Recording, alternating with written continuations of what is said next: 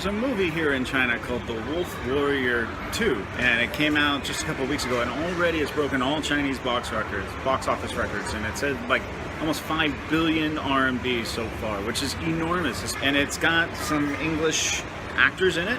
I'm gonna go check it out right now. I think most of it is in Chinese. I don't know if there's gonna be English subtitles. You know, they say violence never solves anything.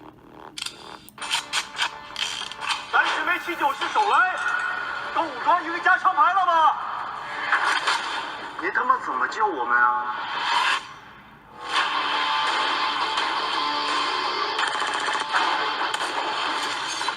Wolf Warrior. "男人就该玩这个。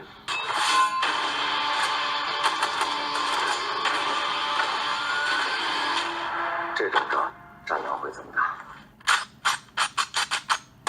I'm sorry, everywhere I go, I try to find like a quiet corner where I can talk to you. But then a bunch of people just come by and start taking my picture. Not so much in the bigger cities, but definitely in my city. It happens a lot to me. After a while, you know, you just want to blend in, so you kind of miss that sometimes. Let me give you my thoughts about this movie. I thought it was good.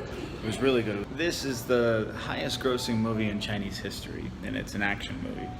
Is it the best movie I've ever seen? Of course not. It's not even the best Chinese movie I've ever seen. You know, Zheng Yimou's movies are better, in my opinion. It was in Chinese. There are a few English moments, especially with the Western actors, but everything was in Chinese subtitles, and now had English subtitles. You could really get a sense of what was going on. So the movie had some really good Chinese actors in it, and a couple of Western actors in it as well. I don't know all their names, unfortunately. In fact, I didn't recognize a single actor. But there's a couple of things that go on in this movie that make it a very powerful movie, especially for the Chinese people. The movie takes place in Africa, and as China has invested a lot of money in Africa, in mining and infrastructure and manufacturing and education, China's relationship with all African nations is very, very important. It's very new, though. Sorry, everyone stares at me and takes my photo. You know, even when I'm doing this, they just come and they take their photo of me.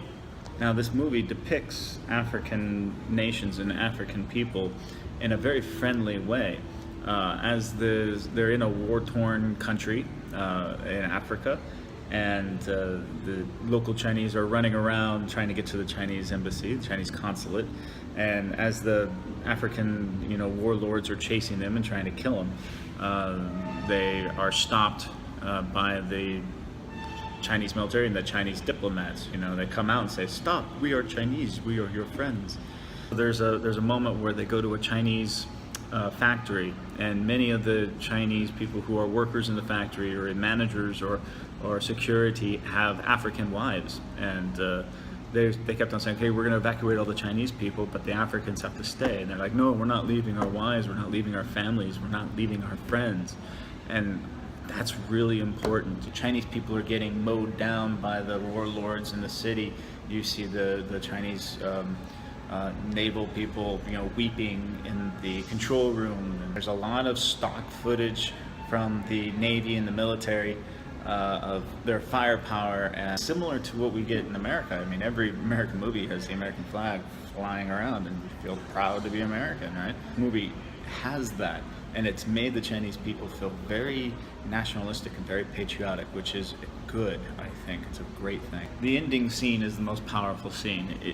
At the very end, they're trying to get from the factory, all the Africans and Chinese, and they're trying to get to the port so that they can get on the Chinese naval ships and flee the country. In order to do that, they have to go through a town where the war is raging. So they're on the outskirts of the town, and they don't know what to do. So they can't go around. They have to go through this, but they don't want to get shot. So the main character says, "Okay, hand me the Chinese flag," and he drapes the flag. He uses his arm as like a flagpole, and he charges through the war-torn city with his arm up and the flag waving behind him. And everyone stops fighting, and they let the Chinese people go through. And you know, the music swells, and it's just a very powerful moment. Even me, I can definitely see the richness of that scene. It's a very important movie for China and the Chinese people.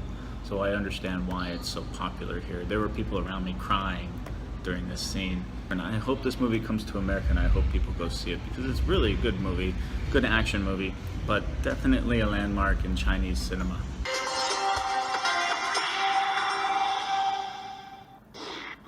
The Chinese film Wolf Warrior 2 became the biggest grossing film ever at the Chinese box office after taking $571 million in 14 days.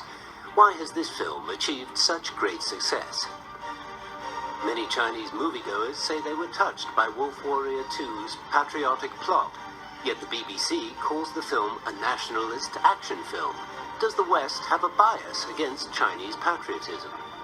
In 2015, China's Navy evacuated citizens and foreigners from Yemen's southern port of Aden amid fierce fighting there. As more Chinese companies and people go overseas, what challenges are facing China's consular protection? China is speeding up its military buildup and has become a major contributor to UN peacekeeping operations. What role will China's army play globally?